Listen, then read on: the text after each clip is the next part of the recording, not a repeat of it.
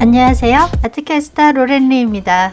오늘은 세계 미술 시장을 선도하는 탑 갤러리 중 하나인 하우스 앤 워스가 주목한 작가 패스티어의 작품을 소개하고자 합니다. 먼저 하우스 앤 워스 갤러리는 1992년 취리부터 시작해서 뉴욕, 로스앤젤레스, 런던, 파리, 홍콩, 모나코 등 22개의 갤러리가 7개국에 진출해 있는데요. 서울에는 아직 갤러리를 오픈하지 않았습니다. 서울에는 지난 2022년, 2023년 서울 프리즈 아트 페어 때 참가해서 많은 주목을 받았었습니다. 하우스 앤 워스 갤러리는 가구시안, 데이비드 워너, 페이스, 화이트 큐브와 함께 글로벌 5대 갤러리로 꼽히는데요. 하우스 앤 워스는 블루칩 동시대 작가 조지 콘도, 패스티어, 루이스 브루주아, 니콜라스 파티, 20세기 현대미술의 거장 필립 커스턴 등 90여 명의 아티스트 라인업이 탄탄합니다. 패스티어 작가는 동시대 미술가이자 판화가입니다. 그리고 50여 년 활동해오면서 개념미술과 미니멀리즘, 형상과 추상을 통합한 독창적인 작품으로 다수의 예술상과 미국 국제예술훈장을 받았습니다. 3주 전 열렸던 아트바젤 홍콩에서 스티어의 작품이 나온 걸 보고 우리 구독자님들께 꼭 소개해야겠다고 생각했었는데요. 마침 이곳 로스앤젤레스 웨스트 할리우드에서 패스티어 개인전이 열리고 있었습니다. 로스앤젤레스에서는 30년 만에 처음으로 열리는 개인전이라고 하는데요. 페인티드 레인이라는 주제로 최신작 14점을 선보입니다. 그럼 지금부터 저와 함께 둘러보실까요? 갤러리에 들어서면 우와 하고 탄성이 절로 나오는데요. 커다란 캔버스에 생생하게 흘러내리는 컬러비가 무척 인상적입니다. 페인티드 레인 솔로전에서 선보이는 14점의 최신작은 패스티어가 1970년대 LA 칼 아츠에서 교수로 지냈던 시절 LA에서 경험했던 시간, 하늘, 바다에 대한 기억을 원점으로 삼았다고 하였습니다. 패스티어는 1938년 뉴저지에서 태어났고 뉴욕 프렛 인스티튜트, 보스턴 예술대학에서 미술과 철학을 공부했습니다. 1962년 대학을 졸업한 후 애틀랜타에서 열린 하이 뮤지엄 오브 아트 그룹전에 스티어 작품이 포함되었습니다.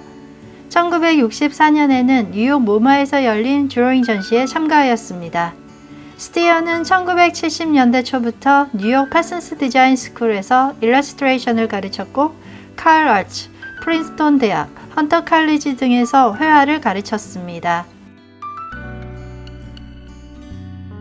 1980년대에는 판화와 드로잉 전시를 런던 테이트 갤러리에서 전시했고 1984년 브루클린 미술관, 1987년 뉴욕의 뉴 뮤지엄 오브 컨템포러리 아트에서 회화로 개인전을 열었습니다.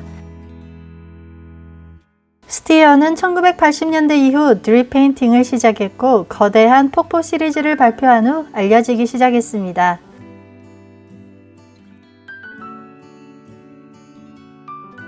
저는 스티어의 작품이 강하면서도 부드럽다고 느꼈는데요. 이번 전시에 나온 페인티드 레인 작품 특징을 3가지 키워드로 정리해 보았습니다.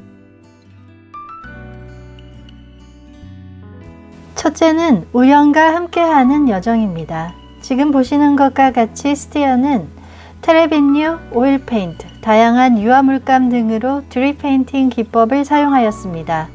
드립 페인팅은 물감을 캔버스에 붓거나 떨어뜨려 표현하는 기법인데요. 자연적이고 유동적인 느낌을 연출하는 데 사용됩니다. 스티어는 색을 결정하고 캔버스를 나눈 다음 기본적으로 물감을 부어서 그림을 그립니다. 유화 물감이 마르고 그 위에 덧칠하면서 생긴 균열 사이에 물감이 스며들고 섞이면서 물감 스스로 길을 냅니다. 스티어 작품은 커다란 캔버스에 사다리를 타고 올라가서 양동이에 담긴 오일 물감을 붓고 다양한 색으로 여러 겹 레이어드하는 방식으로 그린 추상입니다. 스티어 작가는 페인트를 던지거나 붓고 흘러내리게 하는 우연을 통해 멋지고 놀라운 그림을 발견하는 것을 좋아한다고 하였습니다. 밤에 페인트를 붓고 그 다음날 아침 물감과 중력이 만나 그려낸 멋진 경험을 좋아한다고 하였습니다. 물감을 던지고 흐르게 해서 그림을 통제하려 하지 않는 것이 포인트인데요. 스티어는 존 케이지로부터 우연에 대한 영감을 받았다고 하였습니다. 존 케이지는 4분 33초 동안 아무것도 연주하지 않은 작품으로 매우 유명하죠. 이 작품은 1952년 8월 29일 우드스탁에서 초연되었는데요. 악보에는 연주하지 말고 쉬어라만 쓰여 있었습니다. 음악을 연주하지 않아도 청중이 내는 소리와 외부음 등 그동안에 들려오는 소리가 음악이라고 하였습니다. 존 케이지는 우연성의 음악을 창안하였는데요. 스티어는 작곡이나 연주에 인위적인 것을 배제하고 우연과 우연이 결합되어 작품이 만들어지는 것으로부터 영감을 받았습니다. 모든 것이 해방되는 것이 예술이라고 생각했습니다. 그리고 그것을 우연으로부터 발견한 것입니다. 하지만 그림이 무작위적이고 무질서한 것이라는 뜻은 아닙니다. 우연히 만들어내는 것들의 매개 변수를 의도적으로 통제해서 조화롭게 나타내고자 한다고 하였습니다. 스티어는 이것을 한계 속에서 기회를 발견하는 것이라고 하였습니다. 여기서 한계는 컬러와 크기입니다.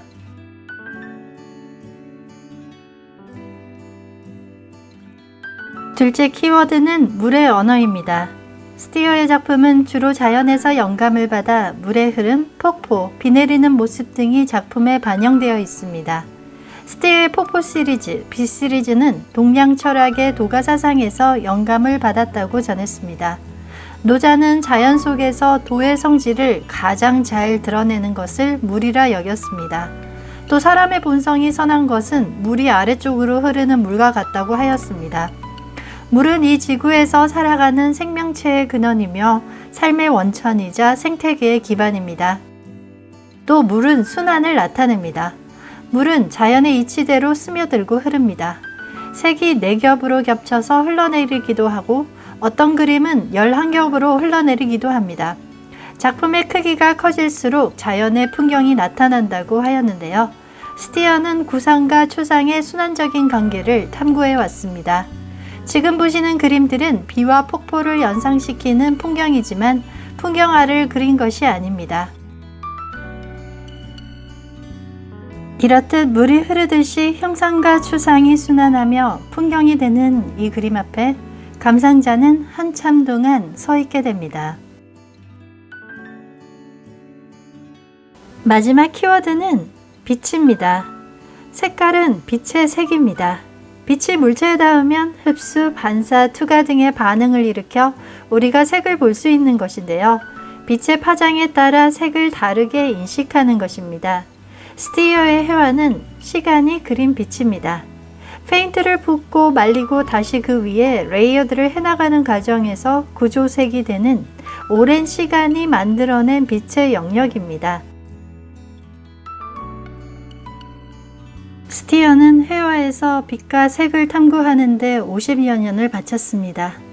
유성 페인트는 너무 천천히 마르기 때문에 한 번에 7개씩 그룹을 지어 작업한다고 하였습니다. 그리고 모든 그림은 녹색으로 밑칠한 다음 시작한다고 하였는데요.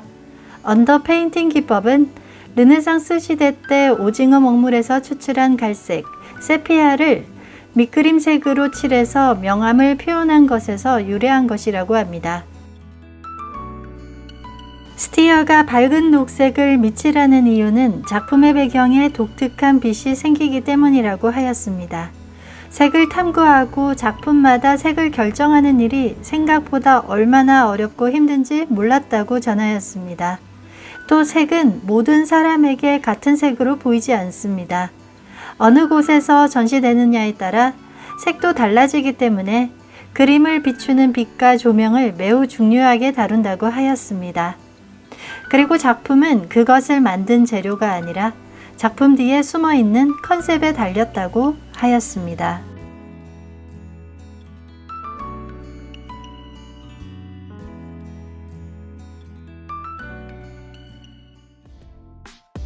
위대한 예술가란 예술이라는 환상 속에서 사람들의 영혼에 다가가는 것이라고 하였습니다.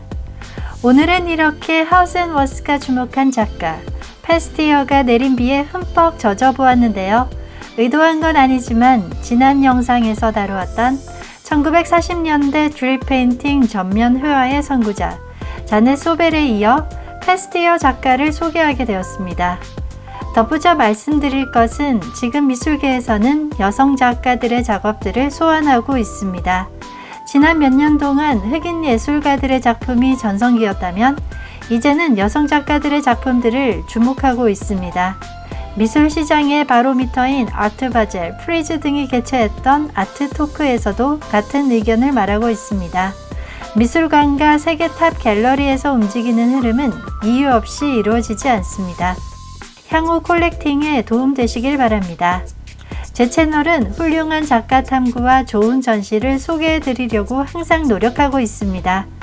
오늘 영상이 좋았다면 구독, 좋아요, 알림 설정까지 꾹 눌러주세요. 매주 새로운 전시 작품으로 여러분을 찾아갑니다. 그럼 저는 다음 영상에서 다시 만나요. 지금까지 아트캐스터 로렌리였습니다.